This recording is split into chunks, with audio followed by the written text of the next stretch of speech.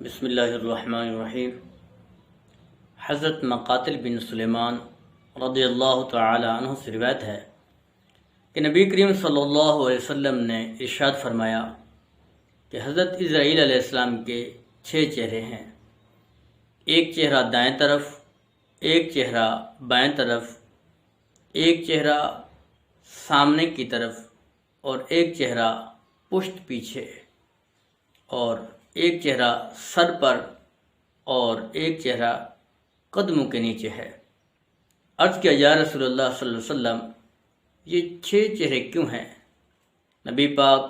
صاحب الاولاق صلی اللہ علیہ وسلم نے ارشاد فرمایا کہ جو چہرہ دائیں طرف ہے اس سے مشرق والوں کی روح قبض کرتا ہے، اور جو چہرہ بائیں طرف ہے اس سے مغرب والوں کی روح قبض کرتا ہے، اور جو چہرہ پشت پیچھے ہے اس سے کبیرہ گناہ والوں کی اور دوزخیوں کی روح قبض کرتا ہے، اور جو چہرہ سامنے ہے اس سے میری امت کے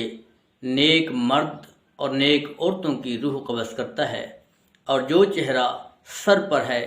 اس سے آسمان والوں کی روح قبض کرتا ہے، اور جو چہرہ قدموں کے نیچے ہے اس سے جنات کی روح قبض کرتا ہے۔